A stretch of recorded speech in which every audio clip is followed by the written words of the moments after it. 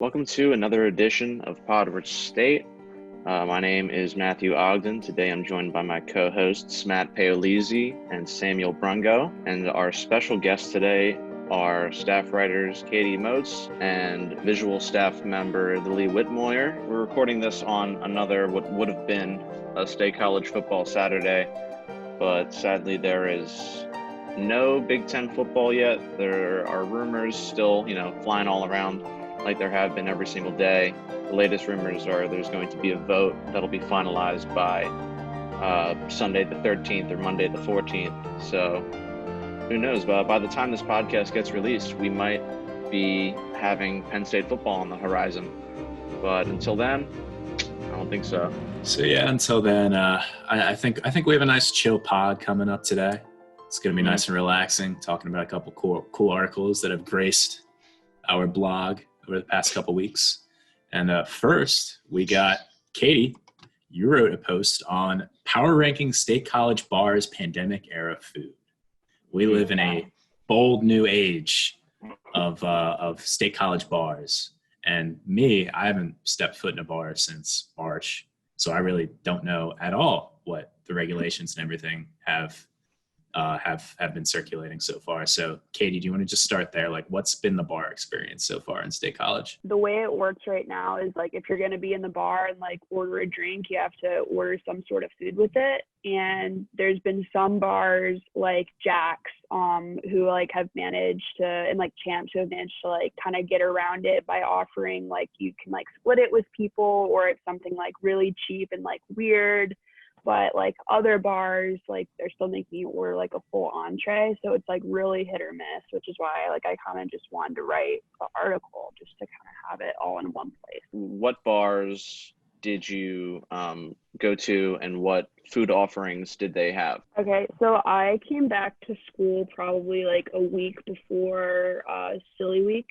So like I just kind of wanted to like hang out or whatever, and there's not really much to do here, it turns out, other than go to bars in a pandemic if there's no game day. So I've been doing a lot of that. I've gone to Champs. They have the Suzy Wong egg roll. It's only $3, and I was like kind of like, I don't know, like, is this going to be good? Is it just going to be like some like bar food? But I was like really pleasantly surprised. And like every time, like I'm more excited for the egg roll than I am for like Champs. And at midnight, they do like $1 hot dogs that like, they're like small or whatever, but I just think it's like fun. Like, oh, I made it to midnight. Now I could, like, I've just unlocked like the secret part of your menu.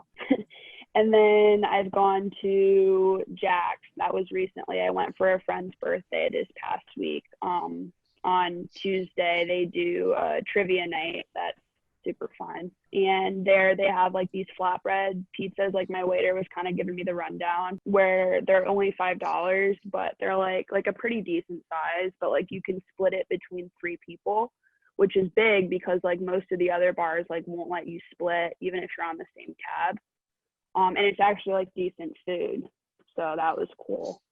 And then the one that I've been really pissed off about, Mad Mex, because I don't know, like I like a good margarita. Like their margaritas are like okay. Like I don't think they're like anything spectacular, but like I'll go for like Margarita Monday. But they make you order an entire entree with it. So like if I'm just going with a few friends, I'm not sure I need an entire like chicken quesadilla to go along with it. Like I'm not here for dinner, but they're making me be here for dinner. And then I got like, there's no like advertisement that says that. So like I'm already like drinking, and they're like, by the way, I was like, I'll have chips and salsa. They're like, no, you won't. You'll have something a little bit extra. So how big are their entrees? They're like big. It's like any Mexican restaurant where it's just like this huge entree, like huge, like loaded with all this food that I don't want. And I get the bill, and I just had one drink because I was like, I'm pissed. I'm going to go somewhere else. And it's like a $25 meal with like the tip and stuff. And like, that's not even that's just like the smallest margarita. So I'm like, why am I here? You know? But my favorite definitely has been Gaff. because with the lime, it's like a $5 lime leap, which is like whatever, but with the lime leap, you get a free like well drink and chaser. So I usually get like a green tea shot, you know, just to start out the night. And then as soon as you sit down, they bring you like this paper plate with a like foil hot dog and then like a small bag of chips. So like last time I was there, I got, I think Cheetos. My friend got Sun Chips. She was like, why am I eating Sun Chips at GAF at like 8 p.m.? And the time before that, I got like chili cheese Fritos. So it's like kind of a nice surprise. You don't know what you're going to get.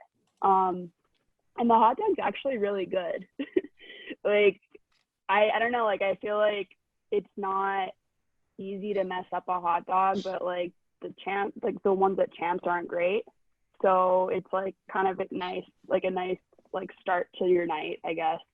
And I said in my article, like, I didn't really know how much they cost because I was a little confused by it. Because it seems like it's like $4, but it also seems like it should be free because it's mentioned in the wine leap. And I've since gotten an email from a random student and this very, very in-depth email from a bartender breaking it down with tax. Like, so it's actually $212.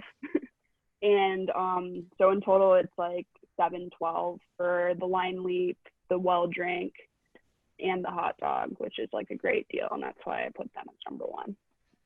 It's not bad. And I tend to think of the chili cheese Fritos as like the El Primo of little bag snacks that you get. So, I mean, that and a hot dog, GAF, what can go wrong, honestly? Definitely. And then they've got like happy hours and stuff. So if I can get like an Adios pitcher with my chili cheese Fritos, like I'm not sure how my night could get better. There you go. From there. I want to go back to the Susie Wong egg rolls because I believe, I could be incorrect here, but I believe they're also available at the First. So the First shares a kitchen with Famous Ernie's, and I believe that the Susie Wong egg rolls are on their menu as well. How are the First doing anything special food-wise? I have not been to the First since I've been back. I went like over the summer when I was here for some other friend's birthday, and I didn't like, the vibe was kind of weird. I feel like, I don't know, like I only go to the First when I'm celebrating someone's 21st. And it's pretty much the way it is, and so the way it is like you walk down into the basement and everyone has to be seated at that table, like a table, and it's just kind of weird. So I haven't been back because like the vibes were off. So they might, I just haven't been there. And I don't know, I feel like Champs probably has been like a little more successful with it just because their line leap sells out at like 8 a.m. every day. So one thing I've been curious about, I mean, like I said, I haven't really been going to bars lately, but one thing I've been curious about is like you have the guys like Doggies and Cafe that are basically outdoor bars. Then you have like the First, which is a glorified basement. Like, what's sort of the difference between, like, have you noticed the difference in like the vibes between like an outdoorsy bar or like more inside where people, I would assume, are more, spread apart, but there's less room? Yeah, I haven't been to Doggies yet, but I have been to Cafe, and the vibes are kind of the same as they were before in that, like, I think at Cafe you had to have a table anyway. So like you couldn't just be like standing with your drink. So like it's not that much different. You can still get your pitcher, like there's still like good music playing and stuff. So like that hasn't been really that different. But with the indoor bars, it's kind of like a little bit weird just because like everyone's seated, like especially Champs. Like when I think of Champs, I don't think of like, oh yeah, I'm gonna like sit in this booth with my friends for a few hours. So it's definitely been like a weird adjustment, but it's not like horrible. Like it's not fun anymore. It's just like a different kind of fun, I guess. Do you anticipate doing like a part 2 with some of the other bars? Because obviously there are only a couple on that list, but it might give you a reason to go check out some new places that you haven't been in a while. Try some new midnight glizzies. Yeah, no, I'm always down for a midnight glizzy. So I would do a part 2. Like I don't really have much going on. Like all my classes are online anyway. So like this literally is like the only thing I have to do. Yeah, no, I'd definitely be down to do like, the First or maybe Doggies, like pickles like that. Yeah. I haven't been to a country night yet this semester, so I might head back next week. Who knows? schedule's wide open. During the like lockdown period, I remember you wrote a story about coming back to State College to move out and stuff, and you kind of got ratioed in the comments for that by some of our local following. Did you get any negative feedback about this article at all? Just like going out and talking about how you were going to the bars and stuff? No, I definitely got a bunch like for that article like over the summer, and like I got emails about it, I got like DMs, so like that sucked. But this I don't know, like maybe just because like we've been in the pandemic for longer, but people, like a lot of people were just like excited. Like a lot of the comments there were like, finally Gaff Dog getting the respect it deserves. So it's been more like that than it has been like, you're going out during a pandemic. And it's like, I don't know, like, yeah, I probably should like not be going out, but also like I'm wearing my mask and stuff, and like I don't get up from my table at all, and like I'm kind of like I won't, like I'll go out with like 3 people maybe, like at most.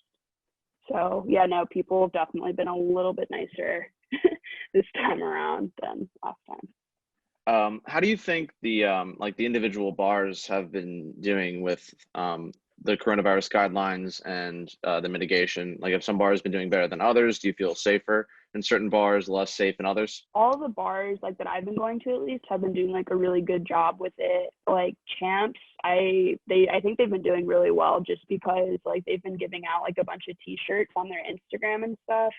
So like I feel like if they were losing money, they wouldn't be giving out like 100 t-shirts. Still like having events and stuff and like keeping it safe. Like I've had friends that have like tried to show up without like a line leave and they'll like turn you away. So even like though it's not like full. So I feel like the bars are definitely like, not just with Champs, but they're definitely doing like a good job like following the ordinances and stuff, because like they don't want to get shut down. Mm-hmm. So like it's in their benefit to follow the rules. With Gaff, it seems like it could be a little more full than it is. So I feel like they're doing like a good job with that. Like they could be letting more people in than they do, and they don't. So like it could be worse. Awesome. Well, Katie, thank you so much. I feel like you're kind of the unofficial Onward State quarantine bar expert now. So maybe later down the line, as you catch some more stuff, we might be having you on again. But once again, Katie, thanks a lot for joining us. Yeah, no problem. Thanks for having me. Alrighty, guys. And we're back with our second guest of the pod episode. We're joined by visual staffer, Lily Whitmoyer. Lily, how you doing? Pretty good, thanks. Thanks for having me. We have you on today because, geez, I think it was a few weeks ago now, late August, you put up a photo story on the website called Living the Sweet Life at the Nittany Lion Inn, because you are one of the lucky few students who have been chosen to live in the Nittany Lion Inn this semester. So now that you have had a couple more weeks to adjust, a couple more weeks to sort of get used to living in this, I'd say, very different environment than most people are used to living in on campus. Just in general, how would you sum up the experience so far? Yeah, so far it's been pretty good. Still feels like I'm living in a hotel. It's just definitely weird, like when I'm walking down the hallway to get to my room and I'm using a key card to get into a room that is a hotel. Like someone was like staying here before, and it's just weird to think that people will be staying in this room after I leave too. I was thinking about that the other day. Like that's just weird to think about, but so far so good. Yeah, so the thing that stood out to me the most when I was reading through your photo story is that there's no laundry service at the Nittany Lion Inn.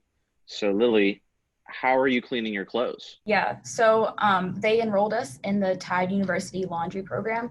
So basically I have a big bag and I have 20 pounds a week I can put in of clothing, sheets, towels, whatever I need washed. And in the coat room down on the first floor, they put the Tide lockers in. And so I just put them in a locker. I have an app, and on the app I say what locker number my bag is in. And they pick it up, and 2 days later, it's back in the locker clean. So while the laundry stuck out to Matt, to me, I was immediately thinking about food and how there's not a dining hall there. So do you get to eat at, I forget what the restaurants are called in there, but is that like where you go to eat, or do you get like a room service type of deal, or like how does that work? Yeah, so the restaurant's not open. but we go to West Halls for food, which I'm okay with because West Halls is pretty good. But yeah, it's not. At first, I was like, oh, that's kind of a far walk to get to a dining like commons, but it's not that bad. And you get to pass the shrine on your way there. Right, I get to see all the people taking pictures at the shrine. Sam just had this image in his mind with just like butlers serving him room service. Yeah, and like and they bring you salmon and caviar, crab cakes, and I'm like, oh, that sounds nice. But I mean, I guess you are in a hotel room, so I mean, it looks pretty nice, nicer than like a Paula Commons. So, do you have a roommate there, or is it just you in there? I do not. It's just me. Yeah, so I have 2 beds. I use the one just for like normally throwing stuff on it, or just like I will do my homework on that bed, and then like my other bed is just like strictly sleeping. Have you thought about pushing the beds together and forming a mega bed? I'm not allowed to move furniture, but I can't deny that I might have heard some people have done that. Still though, I feel like in any good living space, you need like an area to just throw stuff at, to take care of later. So that's a crucial part of any comfy living space, I'd say. What are the rules about like hanging stuff up and like decorations? None of that, I'm assuming? We can only hang things with blue painter's tape. But I put like sticky notes up because if a sticky note ruins the wallpaper, then I don't know, something was wrong. Nittany Lion Inn quality wallpaper if sticky notes ruined it. But they still have the pictures. There's like 2 flower pictures up on my wall still. So I have stuff on my wall. That's pretty good. So one thing when I was reading through this story that seemed kind of weird was that they're also having classes in the Nittany Lion Inn and some of the big ballrooms that they have there. Has that been weird at all? Like you're just kind of living, your life in your room, or you're going to and from class to the dining hall or whatever, and you just see like people coming through to go to class. The thing that at first I was kind of more concerned about was the front door is open 8 a.m. to like 6 p.m. I think. And so literally anyone can just walk in. But it is definitely weird because like I walked back from a class the one time and like 30 people were walking out of the Nittany Lion at the same time. And I was like, oh, it's a little strange. But yeah, the biggest thing is just like the doors open, which is just weird. What was your initial reaction like to the news that, since you were originally going to be living in Eastview Terrace, what was your reaction when the news broke that Eastview was going to be used as the quarantine headquarters? Yeah, my first reaction was, where the heck am I going to live? Because they didn't really say that, like what our options were, and they didn't really guarantee that like I would get my number 1 first pick then, because I could really be anywhere else on campus. And my second reaction was, well, all of my classes are the downtown area, so it would have been a far walk for me, but then they all got moved up to the north side of campus, so I was okay with that. Yeah, I was just trying to wrap my head around like what it would really be like to live in a hotel, and just like, because I've stayed in this hotel with my parents before, and so like I knew what it looked like. At least there were some people who have moved in, like this was the first time they've been in there, like in this building. So yeah, I mean, I was pretty excited though, because not many people can say they lived in a hotel for a year. So I mean, the amenities are outstanding. You have your own mini fridge, you have a desk, that comfy striped chair behind you, and unlike people on campus now, you have cable because they took that away from kids on campus. The bathroom looked pretty nice, and that is potentially the nicest part now that I've found out you don't have the restaurant. So. Yeah, the bathroom's pretty nice too, and I don't have to worry about sharing it with anyone, so that's always a plus. Did you initially have a roommate? No, I was gonna be single, so I was gonna be by myself anyway. Do you know how many people are in there? The only number I know is how many people are in the Teams like chat thing, and there's 143 people in that. But that includes RAs and also like our residence life coordinator. So yeah, I was gonna ask, what's like the ResCom experience been like so far? Like, how many RAs do you have? Do you have one per floor? Like, how does that situation work? Yeah, so we had like a Zoom meeting the first couple nights we were here. I know there are 2. I'm on the second floor, and I know there are 2 RAs on the second floor, but I'm pretty sure there's only 1 on the first and 1 on the fourth, or 1 on the third. So I haven't seen them in person, but I saw them over the Zoom call. All right. Well, Lily, thank you so much for coming on and giving a once in a lifetime, one of a kind experience, really. Like, not many people are going to be able to get to say that, in this very weird semester that they spent it living in the Nittany Lion Inn. Do you have anything else to share? Yeah, it's just been really cool, and everyone, although with staff, has been really helpful in making sure that we feel safe. It's just been really cool. I don't have any complaints, really. Thanks again to Lily Whitmoyer and Katie Moats for coming on for this edition of Podward State, and thank you all for listening. My name is Matthew Ogden. And I'm Matt Paolizzi. Sam Brungo. And I'll see you all next week.